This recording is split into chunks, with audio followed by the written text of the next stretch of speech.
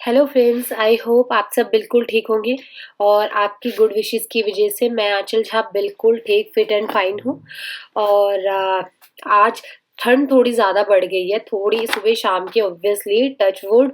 दोपहर को धूप होती है तो नो डाउट्स ठीक ठाक ही है, बट सुबह शाम थोड़ा ध्यान रखिए क्योंकि हवा चलती है तो वो आपके हेल्थ को थोड़ा सा आपके हेल्थ के लिए हार्मफुल है। आज ना जस्ट मस्ती का मूड था बिकॉज वीकेंड्स है और मेरा सैटरडे थोड़ा काम था मुझे तो मैं आई हुई हूँ। और क्योंकि अब आपका क्रिसमस है, फिर न्यू ईयर है, फन है, मस्ती है, तो मुझे इस बीच में ना एक बड़ी अच्छी सी चीज मैं उसको सोच सोच के बड़ा हंस रही थी ना। लाइक आपने काफी सोशल मीडिया पे भी ये चीज देखी होगी और सुनी भी होगी, बट मतलब ऑब्वियसली ऐसा होता है तो मुझे लगा कि चलो आप आपसे इस चीज के बारे में थोड़ा शेयर कर लिया जाए। आपने देखा होगा आप लोग कहीं जाते हैं इंटरव्यू के लिए, है ना, तो बड़ी बड़ी फनी चीजें होती है कई बार। तो अगर आपका सिलेक्शन नहीं भी होता वहां पे, लेकिन आप जब बाहर आते हैं तो आपको स्माइल, आप हंसते हुए आते हैं, भाई ये क्या था, ये क्या, ऐसा कौन इंटरव्यू लेता है ना।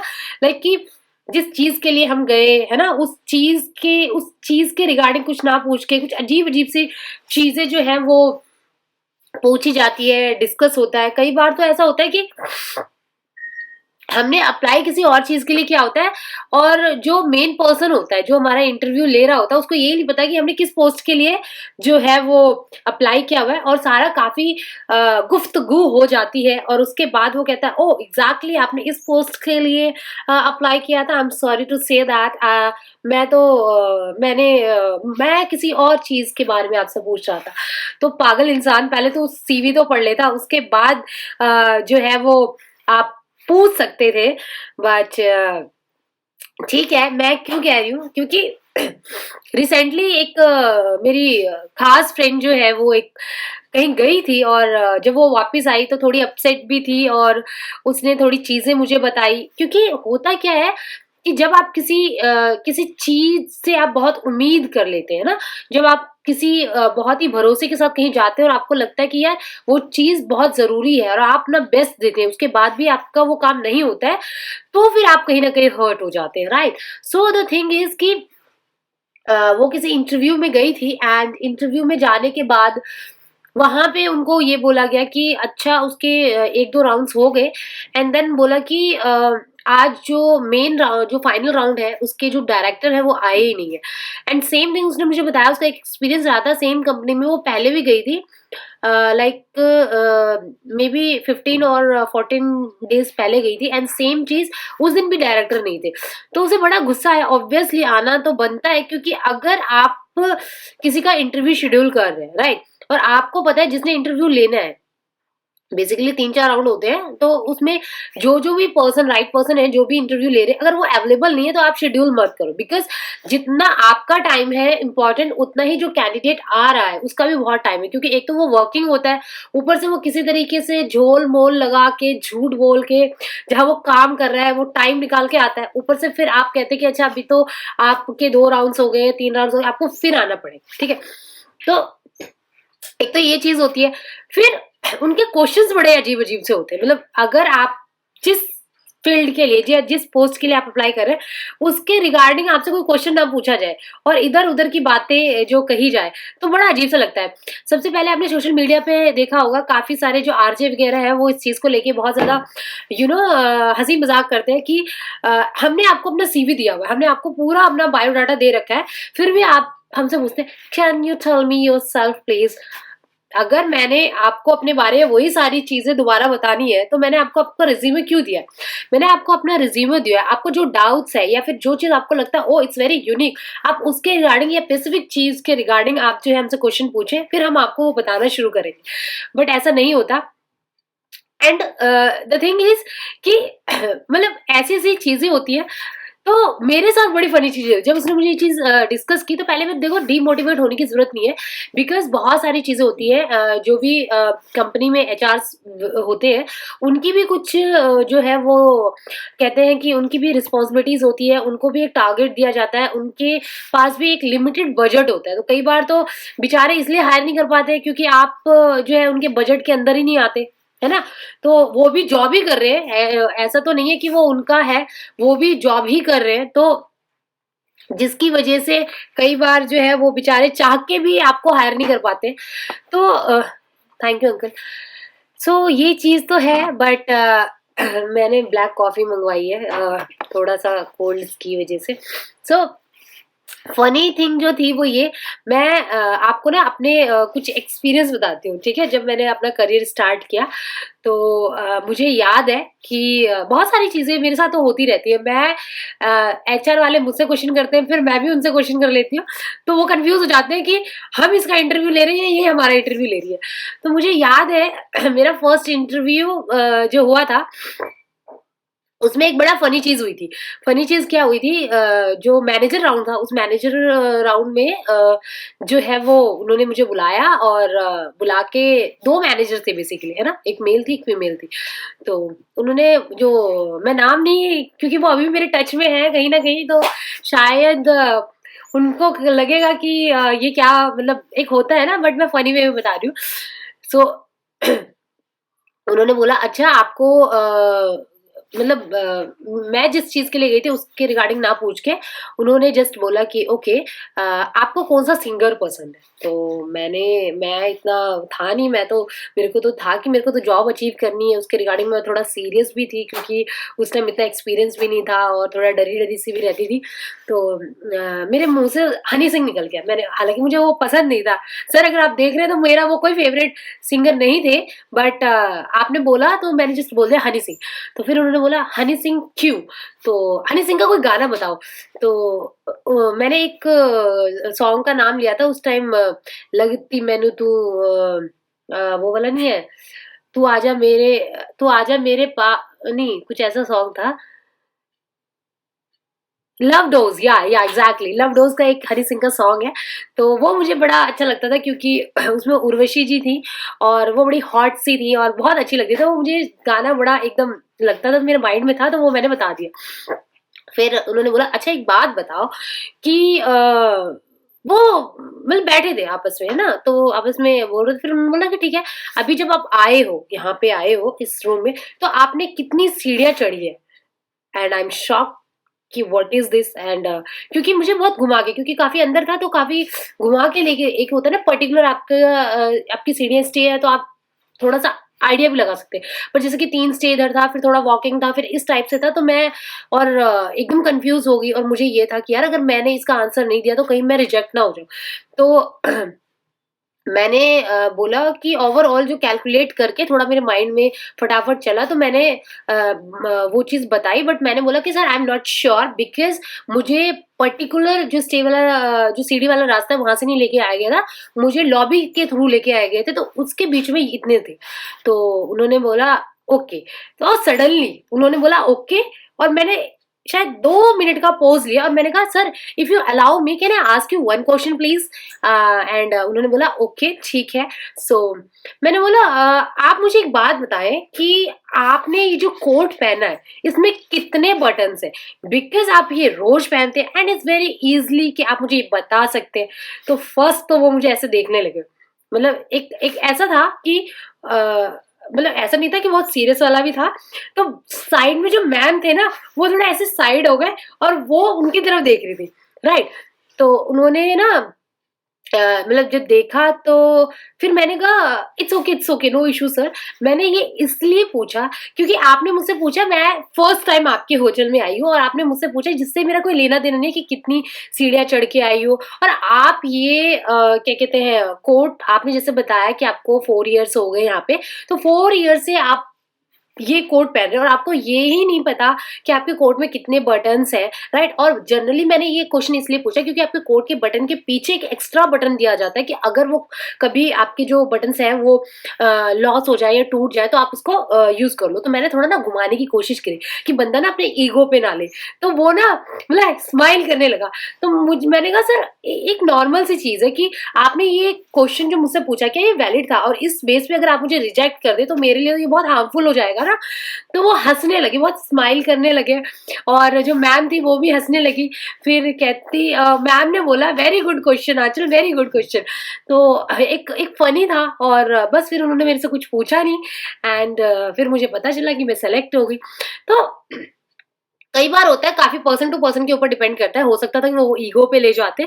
तो मैं बहुत प्रिपेयर रहती हूँ, मतलब मेरे को ये था कि यार एक तो मुझे ये जॉब चाहिए, ऊपर से तुम ऐसे उटपटांग क्वेश्चंस पूछ रहे हो, इस बेस पे आप मेरा नेगेटिव मार्किंग करके मुझे रिजेक्ट करते तो मैं तो बर्दाश्त नहीं कर सकती ना। अगर आप ऐसे क्वेश्चन पूछ सकते तो मैं क्यों नहीं पूछ सकती, आप मुझे इसका आंसर दें।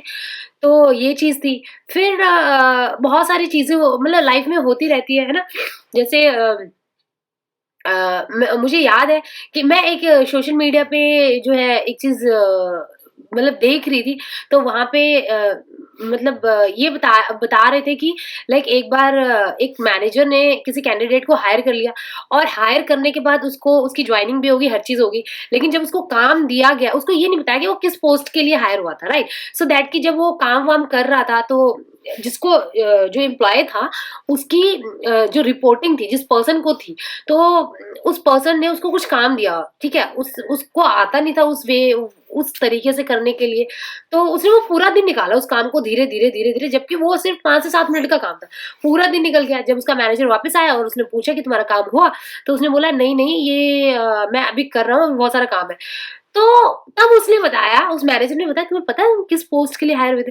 तो एचआर वाले ने एग्ज़ैक्टली उनको बताया ही नहीं था कि तुम्हारा बेसिकली जो आपकी रोल है और रिस्पॉन्सिबिलिटी है, आपकी पोस्ट के अंदर ये चीज़ें आएँगी। तो काफ़ी फ़नी वे होता है कई बार, और बहुत सारे इंसिडेंट होते हैं। आजकल तो ये होता है ना कि इंटर्न्स के द्वारा इंटर्न्स के थ्रू जो है वो बहुत सारे काम जो है कर लिए जाते हैं, क्योंकि भई एम्प्लॉइज़ को तो मनी भाई चाहिए होता है। बहुत सारी चीज़ें होती है, तो अ, आप कभी ना ये चीज़ वो ना करें कि क्योंकि उनका ना कई बार एक बजट होता है ना, हर कंपनी का एक बजट होता है। तो मतलब मुझे एक चीज़ और याद आई। सबसे पहले मैं ग्रेजुएशन में थी, ठीक है? ग्रेजुएशन के मैं 3rd ईयर में थी, और 3rd ईयर के एग्ज़ाम्स हो गए थे, मैं फ्री थी। तो रैंडमली मुझे लगा कि चलो यार जॉब स्टार्ट की जाए, कुछ ना पॉकेट मनी के लिए, और मैं चली गई इंटरव्यू के लिए, ऐसे रैंडमली किसी जगह मैं इंटरव्यू के लिए चली गई, और मेरा इंटरव्यू हो गया, हर चीज़ हो गई, तो उन्होंने मुझे बोला कि आई एम सॉरी टू से बट हम आपको हायर नहीं कर सकते।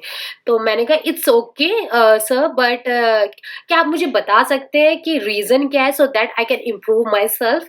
तो उन्होंने बोला कि जिस पोस्ट के लिए हम कैंडिडेट सर्च कर रहे हैं ना, उस पोस्ट के लिए तुम हाईली टैलेंटेड हो, लाइक तुम इतनी ज़्यादा टैलेंटेड हो कि हम आपको हायर नहीं कर सकते।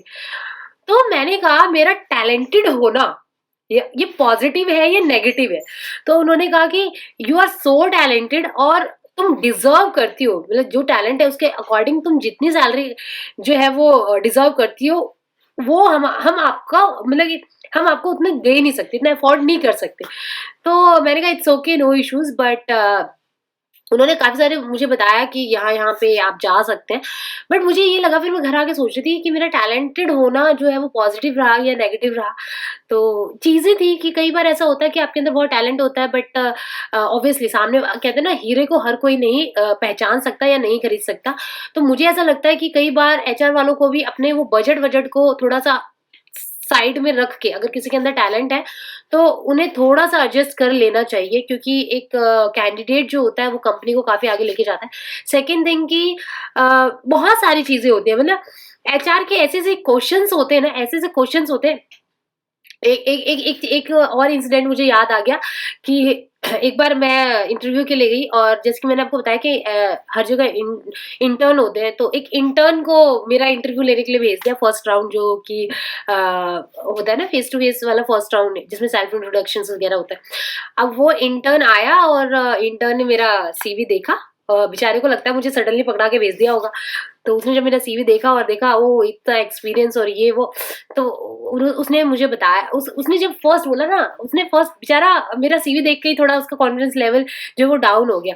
तो उसने बोला can you ma'am tell me yourself? तो जब उसने ये वर्ड बोला, मुझे समझ में आ गया। तो मैंने कहा आर यू इंटर्न? तो उसने बोला यस मैम। तो फिर मैंने उसको पहले भी कंफर्टेबल कराया, क्योंकि मेरे पास ऑलरेडी इतना एक्सपीरियंस था। तो मुझे एक स्माइलिंग भी मुझे लग रहा था कि बच्चा बहुत ज़्यादा अनकंफर्टेबल फील कर रहा है, तो मैंने उसको पहले चिल किया, थोड़ा कंफर्टेबल करवाया, फिर मैंने उसको पूरा सेल्फ इंट्रोडक्शन दिया अपना।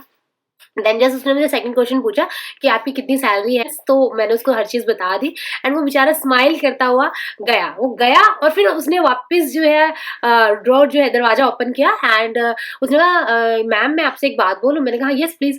तो उसने कहा ma'am you are very very nice person, मतलब मुझे ऐसा लगता है आप सच में बहुत अच्छे इंसान हो।